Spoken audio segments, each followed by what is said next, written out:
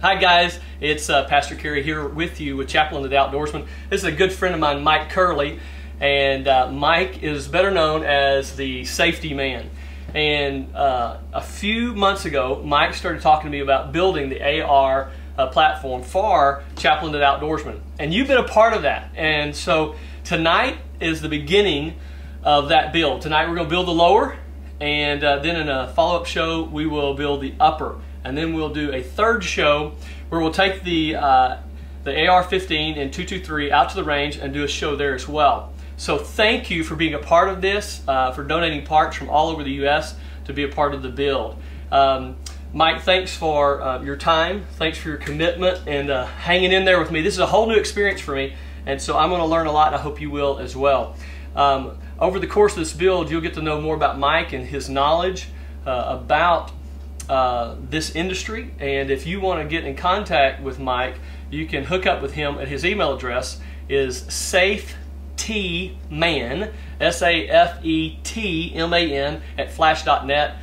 He is a great dude. He's got a lot to share with us. So thanks for joining us. All right, Mike, let's do this thing. All right, well, we're going to start with the lower. This is a Stag lower. We're in California, so we have very specific rules on building these things. You can build an AR platform in the state, but we have unusual laws that say that you have to use a stripped lower. We have two laws in California. One is the Roberti Roos law that names, quote, assault weapons by name, and there's another one that says if you have a semi-automatic firearm that is capable of taking 10-round magazines, you have to build it in a certain way that if it has one of 5 features, then it's banned by law. So in California, we build them to be legal in a specific manner. We'll show you that as we go through it. It has to do more with the upper, except the pistol grip. We have to use a special product that is made for California, either a bullet button, which is a bullet button form that does not allow you to quickly remove the magazine. You have to use a tool by law. Therefore, when you put a bullet button into these lowers in California, you have to use a tool because on the inside of the button is a little hole where you push and the magazine will come out. It's unique to California, and that's the way we build these things. Yeah, it is unique to California. I know that we've watched a lot of AR builds online, and a lot of you have your own opinions about these bullet buttons and rad locks, and so yeah, it's a learning for me. I know it's a learning for you. Since we do live here in California, we're going to do our best to live within the law. Right. Yeah, we want to do that. It is Chaplain to the Outdoorsman. We probably ought to follow the rules.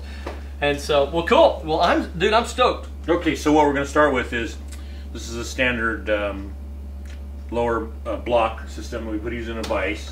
So what we would do is, and my friend here is going to build the gun. I'm just going to advise. We're going to watch him fumble with tools. That's right. You're going to get to watch me fumble with tools and have a ball doing it. Okay, so what we need to do is we need to set lower, because we're going to build various parts off of it to get an idea of what we're doing. I always start with various parts. Okay, man. This has got, we have a lower, what we have here is the tools. We have a lower parts kit, the lower stripped. We have the buffer tube system, the stock system. We have an ergo pistol grip that makes it a little more comfortable. We have a Rock River National Match trigger for him. Yes! And all these parts. So we'll have a really nice trigger. This will be a cool build. There's a lot of little parts to do. So what we'll start with is putting in parts. Okay guys, so we shifted areas. We're first thing we're going to do is we're going to put in the bolt release. And so we've got the bolt release, we've got the pin, and we've got the plunger and the spring. And so we're going to put that in. Mike's going to show me how to do it. We'll get right back to you. All right, guys. So we have just finished putting in the bolt release. And the way that works is you put in the spring and the plunger. We started the roll pin with the roll pin starter, got it working, taped up the receiver, set the bolt release in place, lined it up with another pin this way, drove the pin in this way with a roll punch. He did it. Yeah, exactly. Got it to work. And it wasn't as bad as I thought it was going to be. No, because I watched about 200 of these online, and I'll be honest, we didn't scratch up anything. And yeah, I like the idea of taking the smallest punch that we have and running it in from the other side to hold it in place. and so that worked really, really good. So Right. now here's 'Cause what we're gonna. Oh yeah. It keeps everything lined up, because when you're under spring tension, Yeah. you guys will find out very quickly that if you don't line things up, springs go spoing, spoing. Exactly. You spend half an hour searching through your garage. So we did that. So now we're going to move on to the trigger guard, Right. and knock it out right quick, and we'll be right back. Okay. Back with you. We just put the a Magpul trigger guard Polymer trigger on it. Yeah, It's polymer trigger guard. Polymer trigger guard. Magpul makes an aluminum and a polymer guard. They're both excellent products. You should always look at Magpul. They make excellent products. I'm not a salesman for Magpul, but they make very But good you use a products. lot of their parts. Absolutely. You built. I mean, how They many? make great. The PMags are one of some of the best on the market. The trigger group, that piece, their sights. They make good stuff. How many? I mean, how many ARs have you built? Do you think? In 15 years, Yeah. 400. So Mike's built over 400 ARs, so he kind of knows his stuff. And so yeah, that went really, really easy. So on this particular one, it's got a threaded Allen screw right here for the front, and then just a roll pin on the back, and it drove in that quick. So all right, what's next? Okay, now we're going to do the mag release. All right, mag release. Here we go. We'll get right back to you. This is the one that I think can be the easiest one of all. If you stick it in one side, hold the other side. Well, and spin it. since we're using a rad lock or a bullet button, it's a little more complicated, but it's pretty easy. Pretty easy. So, what's the biggest difference between a normal?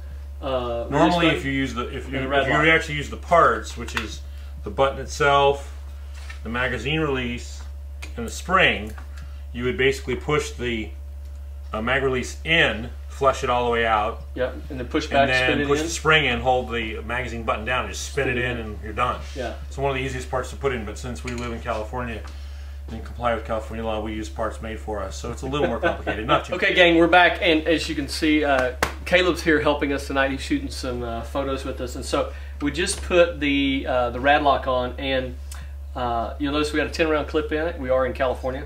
If you press on it, it's not going to come out, but a handy dandy tool inside. There you go. Right, All right. and the reason why we use this particular type is if you go outside of California and you screw this off, you can go back to normal operation with your AR platform, Yeah. like you go to Utah to hunt. Sure.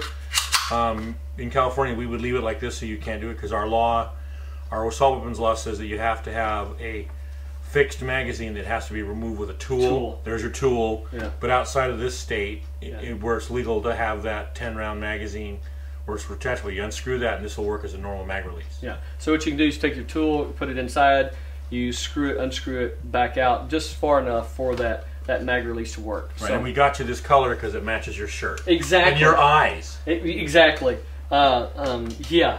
And this is one of our new shirts we're wearing from Magnum Boot Company and Magnum Boot USA, and love this shirt. Actually, we're doing a gear review for them as well, and I love it. So yeah, it matches my I was kidding. my Magnum Boot shirt. Yeah, exactly.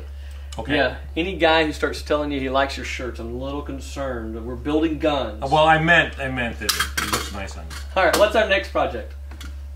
Okay. Well, we'll now we're going to put in the takedown pins. The 2 takedown pins that Okay, go here yeah. and here.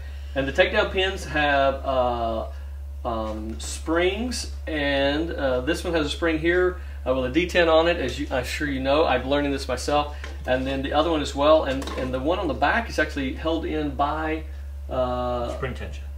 spring tension on the Right. Probably one of the hardest parts to get into this lower is the front takedown pin because of the nature of how it works. Yeah. So if you're going to do this, you need to go buy specialized tools Yeah. that are made to make it much easier on your sole. Yeah. Because you'll learn the hard way that if you try to use normal tools, Yeah. just a punch, Yeah. the spring will go springing across the room half the day. Yeah, I've and you seen- spend hours doing I've it. seen punches through here. I've seen razor blades holding it down, No, pushing just it in. spend the $25 from Brownells or Midway and buy yourself one of the tools out there, and it'll make your life much easier, and it'll save yourself a lot of time with frustration, because Okay. you'll spend a lot of time going, my goodness, this isn't working for me in other ways. All right, we're going to take down. We're going to put in the takedown pins, and then we'll hook back up with you here in just a second. Okay, guys. So we just put in the front pivot pin, and Mike has 2 really, really cool tools that are very, very helpful. By using this pin setup, you can slide it through and then line it up with the intersection there, and allowing that spring to ride and to push the detent back, and and then what you do is when you pull it out and you just twist it, it holds it in place. You put your pivot pin here and you push across as you're pulling this out, and literally it just literally slides right into place, straight across, boom, in, lickety split. So now what we're going to do is we're going to put buffer tube on. Buffer tube and buffer plunger, buffer spring. Buffer plunger, buffer spring, and then also that the other pivot pin is here. Not the pivot pin. Well, that's last. That's the trigger. So we'll do the trigger and the safety last. Okay, cool. So we're going to put a couple other things on the buffer tube. But the buffer tube goes in, and then you have a buffer retention spring and a buffer retention that holds the buffer back and the buffer spring. Awesome. That's last. Okay. All right. So we'll get that done and we'll get right back to you. And so here's what we've done. We put in the buffer tube, buffer spring, and the buffer. And while we were at it, we went ahead and put in our trigger group. And so very, very blessed. Someone donated a 2-stage match trigger. And man, you want to talk about smooth? That thing is smooth. Super stoked about that. Awesome. Alrighty. So when we get back with you, we will take on the next phase, which is putting in our safety. So we'll be back with you here in just a moment on Chaplain to the Outdoorsman. When we left you just a few minutes ago, we'd finished the trigger, and then we put in the safety, got the safety all connected up, and our Ergo grip that was donated as well. And then this is a typical A2 buttstock that's been around for years. A2 buttstock with a trapdoor window in it. Trapdoor. What the U.S. military uses for our cleaning kit. Got a cleaning kit in it. We put the buffer spring and buffer in. Made sure everything was functioning. Take down pins. Take down pins. Made sure the safety works. Tested the safety. Made sure the safety. Hammer roll release. It's got a National Match 2-stage trigger in it. So it's a really nice trigger. Ooh, that is awesome. When we build the upper, this thing is going to be a sweet deal. And so good trigger, dead on accurate when we're done with it.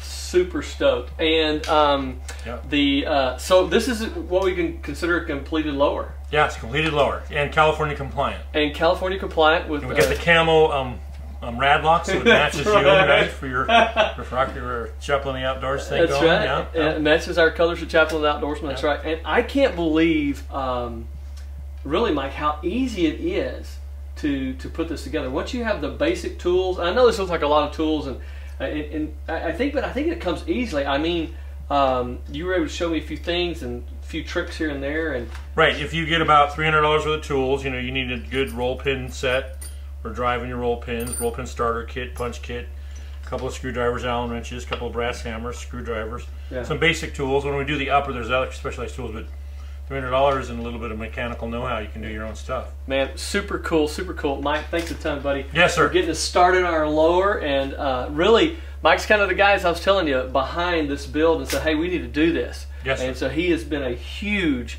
supporter for Chaplain the Outdoorsman, and thanks for pulling this together and getting all these fun. Donated parts. I love building these things. And our upper is coming, and I think what we'll do is we will show the upper build on a completely different show. And so from Mike Curley, the safety man, and that's you, and Kerry Mackey with Chaplain the Outdoorsman. Thanks, you guys. Thanks for hanging with us. Thanks for being a part of our lower build. We'll see you next time right here on Chaplain to the Outdoorsman. Have a great one.